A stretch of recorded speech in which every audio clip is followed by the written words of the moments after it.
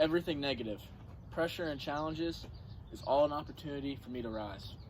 Kobe Bryant said this, and I feel this quote relates perfectly what millions of Americans are currently experiencing in the midst of this pandemic.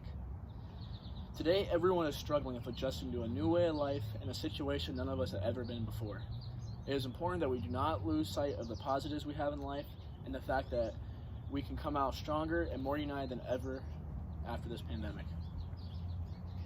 Today, I'm going to talk to you about how the pandemic has affected my life and how we are all an important part of keeping America in good standing so we can get out of this stronger and more united.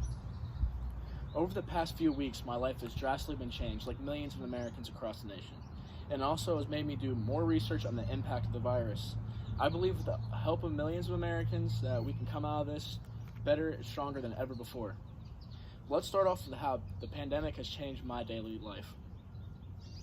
I remember being with my girlfriend on New Year's Eve and going, wow, I think 2020 is really going to be our year. I could not have been more wrong. Talks of World War III early in the year, Kobe Bryant dies, pandemic that shut down normal life, sports are canceled. It's not looking very good. Things have taken quite the wild turn, to say the least. Like millions of Americans, I have not been able to go to work every day. According to the Washington Post, 17 million Americans have filed for unemployment in the past 4 weeks. I've been faced with the obstacle of having to transition to online classes like millions of students across the nation. I had the transition of this type of style and it's been very rough, but I'm starting to get the hang of it and I'm adjusting. My outlets for stress and pain has always been going to the gym, playing basketball, or hanging out with my friends. So it's taken me a minute to adjust, to say the least. I believe the biggest challenge of this pandemic is how I took my normal life for granted. The normal routines, the traditions, and just normal life. Waking up, seeing my friends every day, getting to school. It's very different, but right now these things must be set aside and sacrificed for the greater good of America.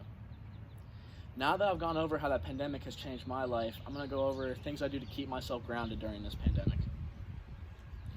If you research any person that's been great at anything, regardless of the craft, who they are, beliefs, and values, they all have one thing in common. They have a routine. Although it feels our lives have been temporarily put on pause, that could be the farthest thing from the truth. Right now, students are still expected to put out their best work. Educators are still expected to teach students and connect with them. Millions of Americans are essential workers that are still doing services and putting their lives in danger to keep the world running. With all that being said, I've been using this time to get better and make sure I do not become complacent. I wake up around 7 a.m., eat my breakfast every morning, I do my schoolwork, make sure everything's done and turned in on time, and then I go outside, do a workout, maybe I work off the weights I have lying around the house. It's even good just to sit outside and get some fresh air in times like this. It's very anxiety-ridden, and working out is a very good way to reduce this anxiety. According to Harvard Health, increasing heart rate changes brain chemistry, the availability of anti-anxiety neurochemicals like serotonin. Another way I've been staying grounded is by staying in contact with friends and family. In a time like this where social distancing is very important, it's very key that we practice that, we cannot mistake that with social isolation. And instead of not talking to anybody, if you miss somebody, feel free to FaceTime them and text them, make sure you guys are still in contact.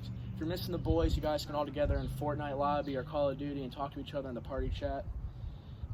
Odds are if you're missing your friends and family, they're missing you too. So don't be shy and feel free to reach out to those you care about.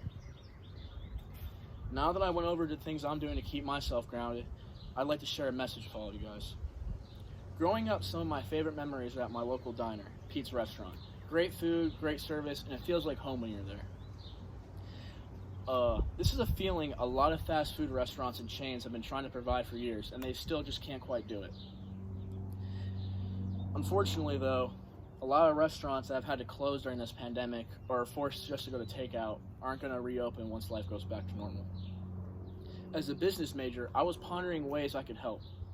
I was doing some research and I found out according to UN Trade and Development Agency, it estimates that $1 trillion will be lost in the global economy because of the pandemic.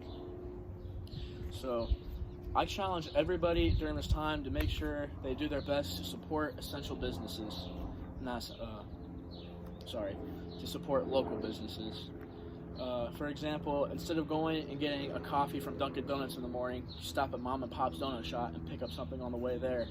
Or instead of going to Napa to get your car repaired, you go to a local mechanic who can do that just as well. It's important that we support these businesses because when life goes back to normal, their doors might not be open.